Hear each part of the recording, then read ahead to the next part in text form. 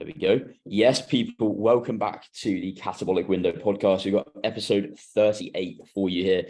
So it's just John and myself today. No guest this week. No Jacko. He has abandoned us. He's a very, very busy boy, getting all his work done before he heads on holiday. So hopefully he doesn't gain 10 kilos this time. So this week, himself. We're going to run through John's return to powerlifting and the changes for myself since moving over from Matt Strong to Mr. Christian Chapman, aka The Egg. So, John, how's your week been, bro? What's going on? This week has been pretty tame, to be honest. I've had the missus graduation, so we've got a bit of our funk on. Didn't drink too heavy. However, I didn't deploy the lactic addict protocol of alcoholic beverage water. It was just straight in. So after 38 podcasts, you still don't take my advice? Yeah, unfortunately not. Other than that, the week's going pretty well. Training has been down just from the amount of traveling that I've been doing, seeing friends, seeing family, taking some time to revalue my goals. As Luke said, my return to powerlifting is sort of on the track from what I've been posting. Everyone's been seeing mostly the powerlifting side, but no one's seen the more endurance aspect that I've been doing. I don't know if you saw, Luke, but there was a rowing clip of me, which I was a bit scared to post because I wasn't sure if you boys would tear into me at all. But more endurance-based work like rowing and running has been going pretty smooth, to be honest. I've been able to hold a decent level of cardiovascular fitness, more than I thought I had. I completed a 3-mile run the other day, not in any good time, not any sort of goal with it, just went for it, really. And that's kind of the approach I'm taking at the minute, is just whatever I'm feeling the day before, I'll make a little plan for the next day, and then that will be executed. Yeah, so what sort of sparked that? Because you sort of messaged us a couple of weeks ago in the group chat saying that you were sort of rethinking what you're doing, and then next day you post up you squatting like, what was it? I think it was 145. Yeah, just casually. Yeah, just casual 145, bro. Yeah. Nothing's really sparked this, to be honest, other than I found there's sort of monotony to bodybuilding, and I suppose that's where the real, not necessarily outliers, but those who are dedicated to it and who actually find a sense of happiness and yada yada from it. But I found that with my training and sort of the approach I took to bodybuilding, it was kind of how you see the memes of people just hating themselves. I'm just trying to get through the work. Did you feel like you were almost forcing yourself into it because that's what you think you should do because that's what everyone else is doing? Yeah, I was, and sort of that's everyone who was around me. That's what everyone was training for. And being a part of the podcast, and especially when Dan was still on, having 3 bodybuilders on, it was kind of like to say I want to go back to sort of more endurance-based stuff.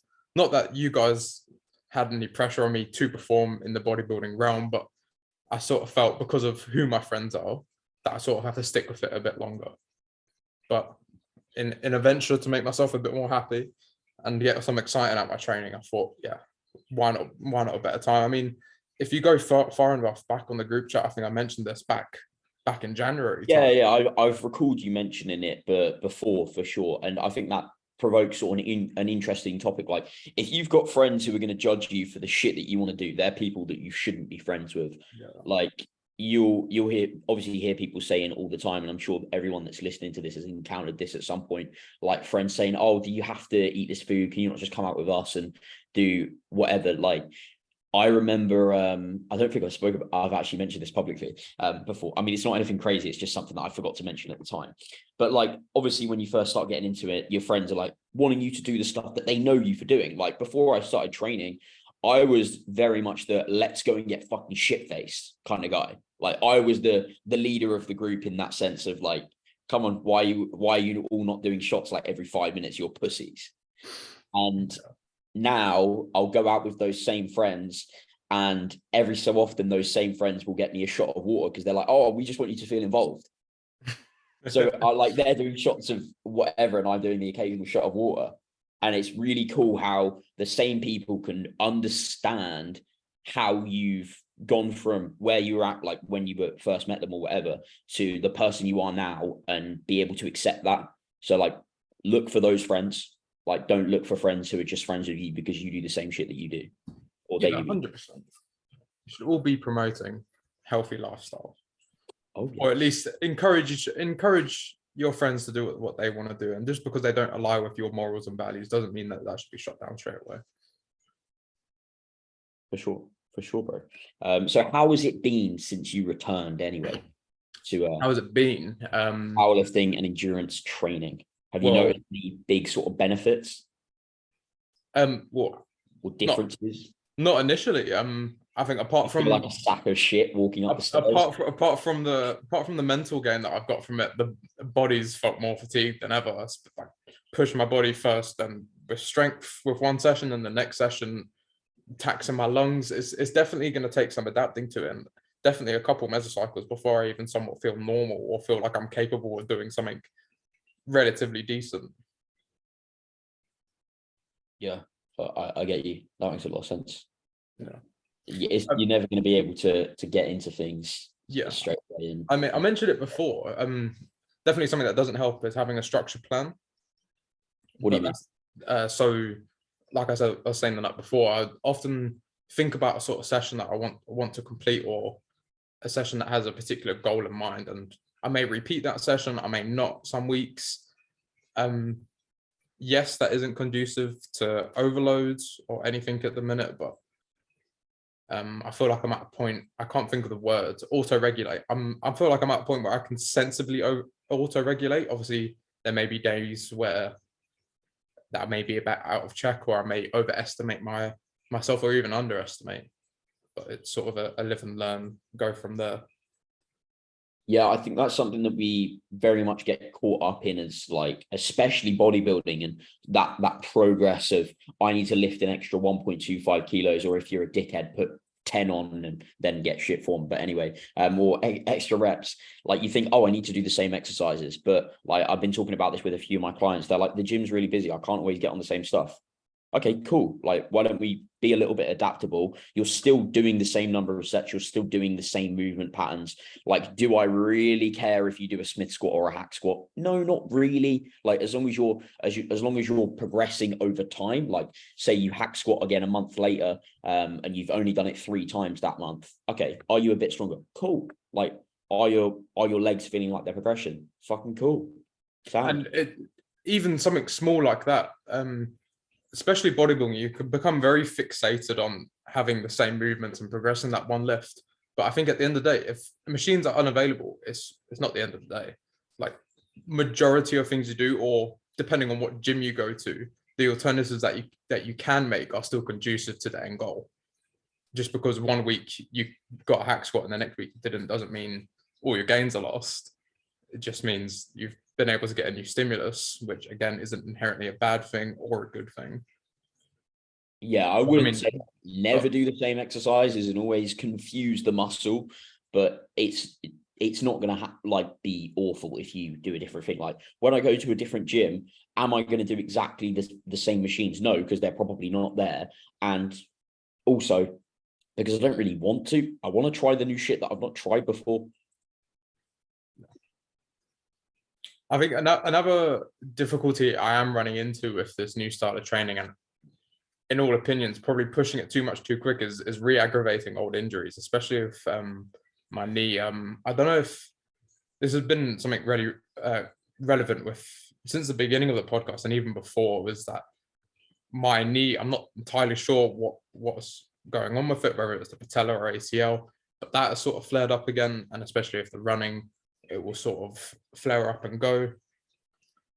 But I think with my approach now, I'm able to take a lot more pre and rehab sort of stretching, if that makes sense, because I would sort of have these sort of bigger sessions in a more bodybuilding style, where I may not necessarily have time to stretch. Whereas now I'm able to put it at the forefront of my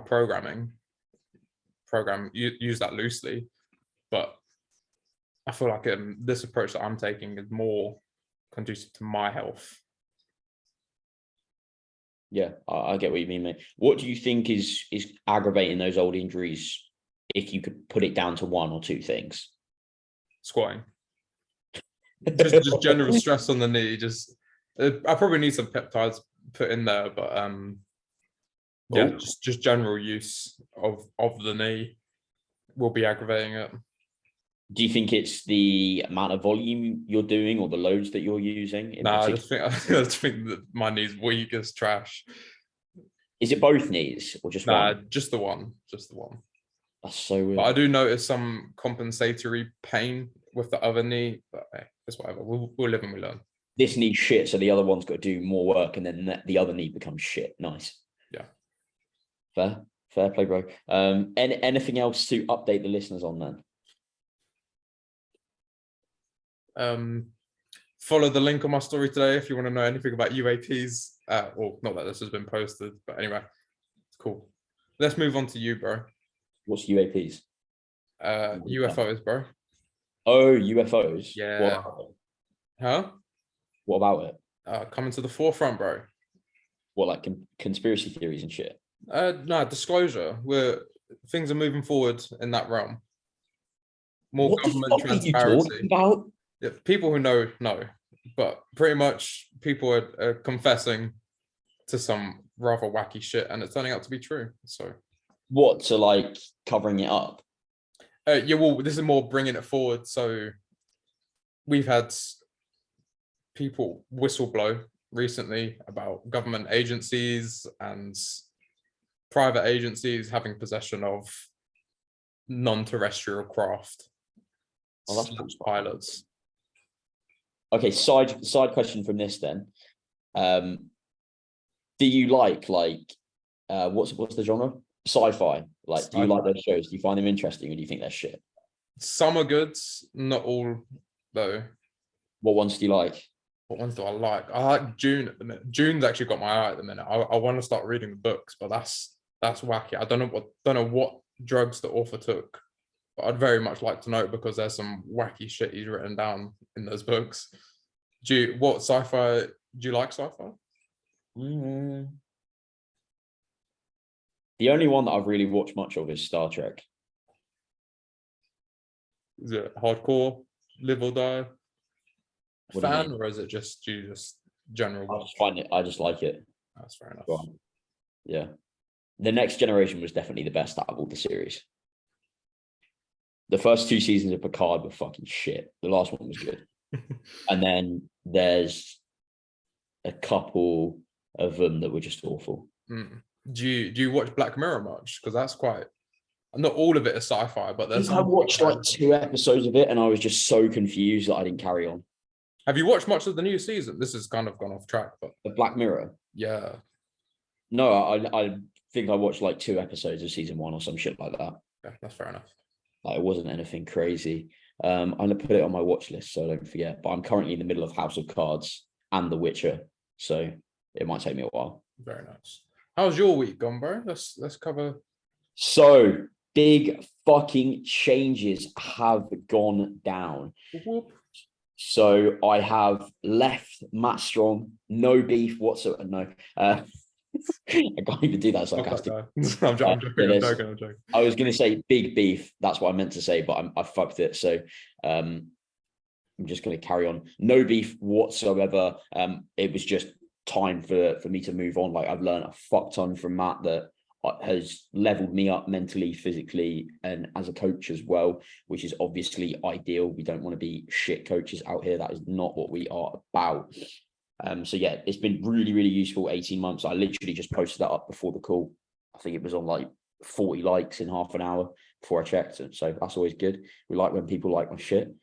So if you haven't seen it, go and like my shit.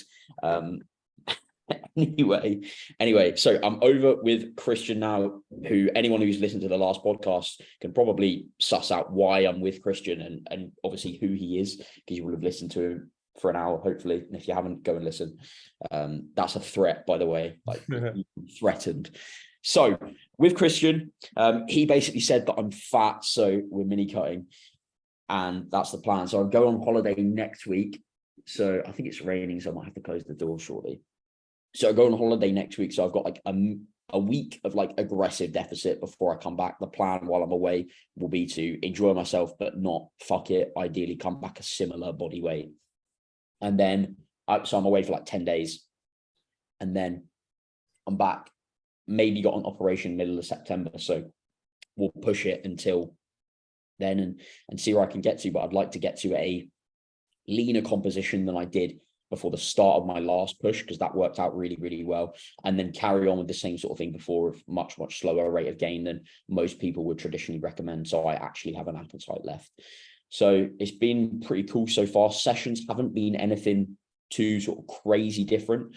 I think he thinks that I've got a really good back because I had my pull session yesterday, 5 sets of lats, 5 sets of traps and rhomboids. And then in my upper session, I've literally got 3 sets of lats and that's it. I'm like, oh, okay, cool. My back's deep. Leg session was good today. I felt like I trained well, but I wasn't fucked like I normally am after that one, because previously it was 4 sets of hack, 2 split squat, and now it's 3 leg extension and 2 hack. It's going to be interesting to see how that goes as well, because I've never consistently ran a leg extension before a quad compound. So that's sort of something new and novel. However, I'm scared for the sessions later in the week because he's given me like fucking 20 to 30 on the pivot leg press, 20 to 30 on the back extension. So I'm really scared that I might die. So yeah, should be fun. In regards to food, so beforehand, I was on 3,500 calories per day, 200 protein, which was including indirect sources as well. So it was more like sort of 180 to 180 direct, like 220 in indirect, including indirect, because they obviously start to creep up as you eat more and more carbs. I think fats were 70 or 80 grams. I can't remember which. So fats have been pulled down a good chunk. I've gone to training day, rest day food. So training day fats are 40 lower, rest day, but that's obviously only direct as well. Christian tracks direct rather than indirect as well. Which, to be fair, does make it a hell of a lot easier to plan it out, because you don't have to then like write it down and then go look back and check like, oh, now fats are 20 rather than 15 because I've added in the protein and the carbs or whatever. So something that I may look to do with clients. But anyway, moving on from that one. So yeah, fats have been pulled down 40 grams on a training day, 30 on a rest day. Carbs have been pulled down 300 on a training day and 375 on a rest day. So that's pretty hefty. 2.5 pounds down from yesterday this morning. It should be good to see how that sort of happens over the course of the rest of the week. I've got a family meal tomorrow for my sister's birthday, so I will probably just go protein fat up until that rather than have my normal carbs, just to limit the damage, because I'm not fucking hungry at all. It's not like I'm gonna go in there and binge my face off because I haven't eaten anything all day. Because I'm not at that point. Like I was still eating my pre today. I'm like, I could leave this halfway through and be absolutely fine. I was still using the old chug of water just to get the food down. So yeah, mate, it should be all. I think I rattled through that pretty quick, you know. Yeah, well, I was going to ask.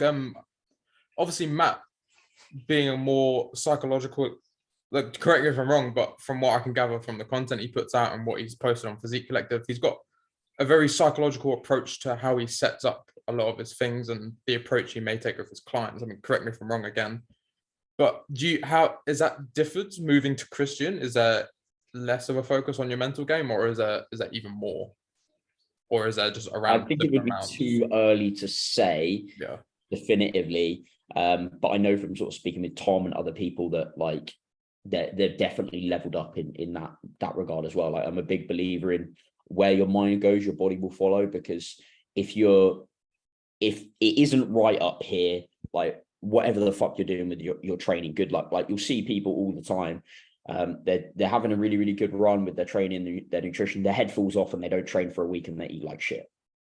No. There was nothing wrong on paper with the training program or the nutrition program. It's their head fell off. Yeah, I mean, you can see that even on stage days, like people who are really stressed, they look like shit. Oh yeah, for sure.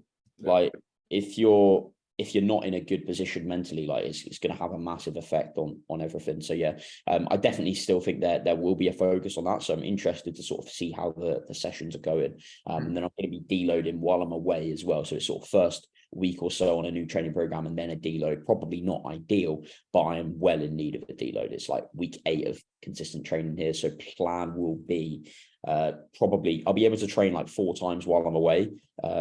So I will do upper lower two times obviously, and then last sort of 5 days will just be like straight rest. So I'll be itching to get back to a gym after that, hopefully. And it is a rapid fat loss phase you're in at the minute, or I don't want to call it rapid fat loss because that's like a trademarked thing, and people are just retarded and say they're doing rapid fat loss, but they're eating like 2,000 calories a day. And so that's not rapid fat loss. That's an aggressive diet. Rapid fat loss is protein only. Yeah. How can you, is there much comparison that you can give between Christian and Matt between sort of these dieting phases then? Are they very similar approaches? I'm not saying detail absolutely everything they've done, but how do you find the approach has differed? Or is there any difference? Because they were obviously both once in the physique collective together. So I mean they would have bounced off each other in their chats. Yeah, like they both learned from Joe. They're both very, very experienced coaches. So far doesn't seem to be the only difference that I've noticed is Christian's added in cardio straight away, whereas Matt added it in sort of later on once things had stalled. Fuck me, mate. I forgot how much cardio hurt. How the fuck I did like 60 minutes on a training day and 90 minutes on a rest day during prep. Like, oh my God. I mean, granted, I'm literally 20 kilos heavier. So that's probably got something to do with why it hurts so much. But yeah, my feet were like literally soaked. My socks were just wet. Like, awful. So I got another half an hour to do this week, and I did it post-workout just because I wanted to get it done. I got a busy weekend at the PT Project Live Day thing. Anyway, back to the question that you actually asked me was that the main sort of similarity would be volume pulled down a little bit. Like I ran static volume the whole time with Matt because I'm not really going to be fucking growing. Volume is at a slightly lower point than it was previously when I was with Matt because I'm going into a deficit. I don't need to do as much work in order to maintain the tissue that I have. And with things being a little bit novel, I might see a favorable response in terms of growth, but it's not going to be anything crazy because I would say that I'm reasonably advanced in that sense. Interesting conversation or thought that's just come to mind about that. But what I was actually going to say was, and then it's very much a big fucking slash back in food in terms of what I've just said there. Like I think when Matt and I went into my last fat loss phase, it was pulled food back by like 1,300 calories to start off or something like that, which is a hefty chunk as well. But yeah, what I was going to say there in regards to sort of being advanced, I think an interesting way to categorize it rather than years training, because there's people that have been training for 10 years that still train like dickheads, is how much can you get away with not doing and still make progress? Like if I didn't have everything on point that I do, I don't think I'd make that much progress. How are you quantifying progress? Yeah. In 18 months, way more than I did in my first 3 years of training. Oh, that's pretty fucking good because everything's been on point there. What do you mean in terms of like what would be the options? Is that purely just through look, or is that through look at numbers? I would say, yeah, the visual progression over a series of months, the training progression potentially week to week, but more likely mesocycle to mesocycle, because especially like I'm still able to hit PRs pretty much the whole training block, whereas like the people that are like really fucking advanced, they're hitting like 1 or 2 new PRs for a lift per training block. Like the first 2 weeks is shit that they did at the end of last training block, if you get what I mean. Yeah. There's more of that like wave approach, whereas I'm like pretty good surfing wave, drop down a bit when I have a deload, and then start a little bit lower than I was and blast off again, some shit like that. Yeah. And speaking of blasting, no. being with a new coach and all, who's quite notorious in that realm, do you think that that's sort of more of a conversation that's coming to light, or is that something you just prefer to save Nah, not at all, mate. My goals are still the same. Prove that I'm a good fucking natural bodybuilder. Like that's what I want to do. And obviously I need to stay natural to do that for obvious reasons. So yeah, the earliest I would look to do it based on where my thought process is at the moment. Of course, that may change. Don't call me a dickhead if I'm on gear in a year, but the earliest that I would think would do it would be after prep in say 2025, because it might be I do shit and I want to go on gear, or it might be I do really well and I want to go on gear. Like it could be either or. But I think probably the best time to do it would be post prep. I've been really, really lean. I'm going to be in a great position to grow, providing that I have external assistance there and I haven't got the whole long ass recovery after prep where you basically just put on body fat because your natural hormones are so fucked. Yeah. I think as long as you don't pull sort of, not to say it's wrong, but as long as you don't sort of pull similar to George Osborne, where you think you're making the right decision and it turns out it's not a decision you actually... mate, that's so tough, isn't it? Because he can never compete again as a natural bodybuilder because everyone knows that he's done it. Like it was all over the internet. Yeah. So it's not like he can ever compete again as a natural bodybuilder. And it's quite crazy to think about. But it's not something you're ever going to be able to find out until you've done it at the end of the day. Sick. Have you got any other questions on what I'm doing? No. Where are you going on holiday, lads? What holiday have you got plans? I don't know where Jack's going. He's not here to defend himself. So I'm going to Madeira, or as the Portuguese people would say, Madeira.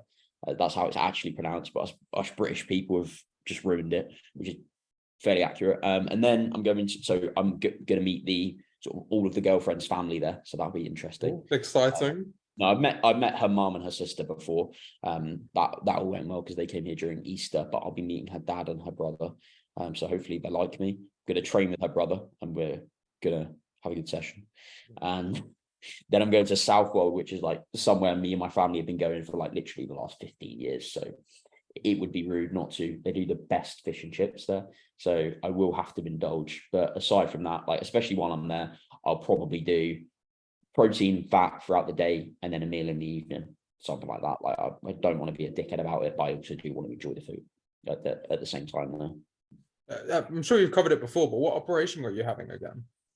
Jaw surgery. Jaw surgery. Is that too much grinding whilst you lift, or?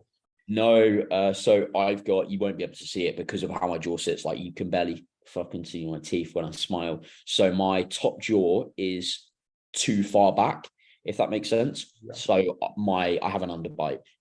So that what they're going to do is they're going to cut like underneath my lip, to like partly break it. They're going to control break it, slide it forward, seal it again. So I might look even more handsome after the surgery, but I also might look fucking ugly. So I don't know. And then I can finally get my braces off. Hey. Like 6 months after that. Exciting. They've done all the final adjustments. So I got these in December of 2018. Yeah, mate. Like I literally had them adjusted like twice during COVID because of obviously COVID stuff, which is It was those two things in a joint effort, or is the operation is something that's been brought into conversation recently, or in recent? No, it's always something that's been like this is the thing that you're going to have done, if you get what I mean. It was either when I got the braces, it was use the braces to change where my teeth sit to try and hide it. So like bring these top teeth forward and bring the back ones back. I'm like, no, just like, let's just fucking do it properly. So it's looking like 3 months, no, not 3 months, 3 weeks where I won't be able to train properly. So like definitely first week will be off, probably schedule that in with a deload or something like that.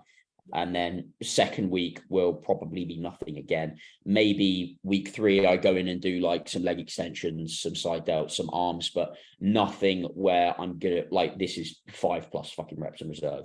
Because if you think like, if I've just had a fairly major surgery done on my face, like the last thing I want to do is be going in, trying to like grinding my teeth, pulling fucking stupid faces. Are you going to be deploying something similar to what Eugene Teo does every now and again? And that's actually unclenching his mouth and performing the lifts just to reduce any sort of grinding that's going to happen between your teeth? I'm gonna not be a dickhead. Is my problem. I've never seen that, to be fair. Yeah. Just yeah. like that. Looks like you're ready to receive, but I look even more retarded. Yeah, that would be not ideal. That actually leads me on to a question that I had written down that somebody asked us fucking ages ago, and we never answered it because we are shit podcasters. So, in all of your wisdom, Mr. John, how should I be breathing for my sets? How should you be breathing for your sets? I think lift dictates it. I know with some coaches tend to not focus on it massively, but I think a typical way to look at it, just before you start your eccentric, sort of big, not too big, but a decent belly breath so you can brace fairly well and hold that down until you get to the bottom, and exhale through the concentric. I know people sort of deploy different breathing strategies based on the exercise. So I know for like a squat, for example, I like to take a big breath in at the top and hold that throughout the lift until I'm back up at the top. You can imagine how that's affected by the tempo that you're doing as well. Because if you're doing a 4-second eccentric on your squat, you're not fucking holding that breath the whole time. This is the thing, exercise dependent. So if you're having an exercise where there is a sort of 4-second eccentric, you can kind of inhale as you go through the eccentric and sort of build that brace as you're going through the lift to then come back out and expel that air. Because like when I'm doing hacks, I will start breathing in mostly through my nose, like in that top part of the lift. As I approach parallel, I do that big sort of gasp in, crunch down on the abs, brace nice and hard as I'm going through basically that below parallel section. Brief pause, drive up, exhale. I know with the laying leg curls, there is, in order to keep your hips on the pads quite well, Nick Gloff has spoken about this in one of his YouTube. He has a YouTube. Yeah, Nick Gloff. Subscribe to Nick Gloff. Actually, no, cut that. But yeah, he deploys nothing too advanced, but with the laying leg curl, I believe he exhales quite hard during the lengthening phase instead of breathing in, I'm pretty sure. And then just before he executes the concentric, he'll take like a decently sized breath, but exhale throughout the eccentric. Don't quote me on that though. That's not something that I've heard of before, so that'd be interesting. I know no switch 5 videos, so there's not too much for me to go and watch, but I am going to go and watch them all. I think No Switch Fitness, I can't remember his name, but he also talks about how to breathe during exercises as well. But I'm not too sure about his advice. Yeah, so go and listen to those guys because we're fucking retarded. You don't want to hear anything from us. Should we do what? One more question? Yeah, go for it. Like that. Okay, bro. This isn't really related to fitness whatsoever. Sure.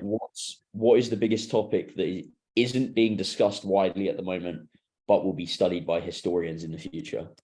Fucking aliens, mate. Yeah, that's true. Based on the podcast discussion that we just had. Biggest discussions. What the centralized currency of the future is going to be, mate. I think the second you figure that out, you'll be good. What are you thinking it will be? Well, I mean, the way it's rather fucking political for this type of podcast, but I think it's South Africa, China, India, and Russia are pushing to use the rupee or the yen as their trading currency. So, I mean, moving away from... Where's rupees from? Sorry? Where's rupees from? Rupees from India. Right. And they're pushing for either the yen, which is Chinese, or the rupee to be the main trading currency instead of the US dollar. America fucking owe money to everyone. Fair. That's not ideal.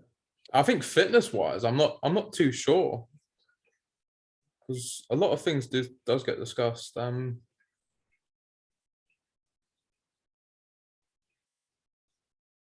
too sure. What do you think? Fitness wise, I think in the future we'll be able to get a bit more information about sort of injuries, like why they happen, things that we can actually do to prevent them, because at the moment it's very speculative. Yeah. You get what I mean? I think that would be I think that would be interesting. The one that comes to mind for me, I don't know if you watch too many of Chris Williamson's podcasts. He's done a lot of stuff recently, like interviewing people about the sort of dating scene at the moment and like the mating crisis and that sort of thing, in terms of like fewer and fewer people are having any children whatsoever. If someone has a first kid, they seem to have sort of the same proportion of kids later on, like the same amount of them will have one, the same amount will have 2, 3, 4, etc. But it's like less and less people are having that first kid because of fucking, I don't know, people with crazy expectations about what their partner should do, or just hookup culture and shit like that. I think that'll be really, really interesting in the future. Well, I mean, people can, again, I'm just sort of generalizing from my own world perspective, but I think money's quite a big issue. And with the way the population's moving at the minute, like it's not really stopping. It just seems to be exponential. And that's another thing that they were talking about, because if you think less and less people are having kids with every generation that goes by, there's less and less people to replace the people that are going to die. Yeah. So it's like, will we ever reach fucking 15 billion people or whatever? Or will we reach like, I don't know, 11, 12, and then there's just less and less fucking people all the time? I think the documentary talking about that's called Birth Gap. I'm pretty sure it's that one. But he interviewed him. I think we've mentioned this on the podcast before, actually, but you know, like with like those sorts of podcasts, Diary of a CEO, that sort of thing, like they'll get fitness people to go on and we'll listen to him and we're like, that's a fucking load of bollocks, mate. No. So it makes you wonder how much of like what we hear about shit that we don't know about is bollocks. Do you get what I mean? Yeah. It's like we know about fitness, so we know what's true and what's false, but we don't really know about UFOs and the dating scene and whatever the fuck. So maybe we're getting sold a load of shit. I mean, potentially. I mean, I was thinking about this earlier today, actually, but I think the sort of fitness scene people that you will find going on podcasts like Diary of a CEO, the reason they're on there is because they built a great business, not because they necessarily train the best in the world, but they've built an amazing business. And sometimes when trainers, I can't think of his name, blonde guy, he's been on Diary of a CEO, but there reaches a point where prioritization of business over the fitness sort of education kind of takes charge, and they will leave sort of that fitness. Yeah, don't get me wrong, I'm not saying what they know is wrong from the businesses that they have. Sorry, repeat that. Their income no longer comes from their fitnessy stuff, it comes from all of the businesses that they have. Yeah, I get what you mean. And I'm not saying that their knowledge base is wrong, because I'm sure what they've been reading or whatever they built their knowledge from was factually correct, or is still factually correct, but because of how quick the fitness industry moves, it's very hard to keep up once you've taken a step back and then moved into the business sort of venture. Yeah, like once you stop learning, it's very much of a case of you do get left behind at some point. Yeah. Mate, fucking smashed it. That was a good, I think, 38 minutes. Cool. A little short one for you guys today, but we obviously haven't got Jack here to carry the podcast like he normally does. As he so eloquently told everyone last podcast, he did come up with the name, so therefore he is the most important member of the podcast for sure. It's definitely not me who fucking records it every single week. So I've been on all 38 episodes. But anyway, to be fair, we might have to, just to let everyone know, if you don't get a podcast for the next couple of weeks, obviously I'm going on holiday, as I've just said. Jack's going on holiday next week. So if you are out of podcasts, then get John and just have a go at him, because come chat to me if you want a discussion. He's the only one who's not at home. So John, why aren't you recording solo podcasts, bro? I don't know how I feel about if you recorded a solo podcast, it would be like 5 minutes long. It'd be 5 minutes long. Nothing would be on fitness. It will all be on. It'd be a minute of this is what we're doing this week, 2 minutes of beard stroking, And then a minute of, oh fuck, I should probably say something so people don't think I'm retarded. Sounds about right. Yeah, no, it's a good podcast, bro. Good to get a bit of an update about what you're doing, because obviously we've had guests on the last couple of times and that sort of thing. But I have got a few more guests lined up that we will, once the podcast returns, post holiday. Don't worry, we're not going anywhere. We're not leaving you guys hanging. Thank you very much for listening. This has been the Catabolic Window podcast, and I've forgotten how to end the recording like I do every fucking time. There we go.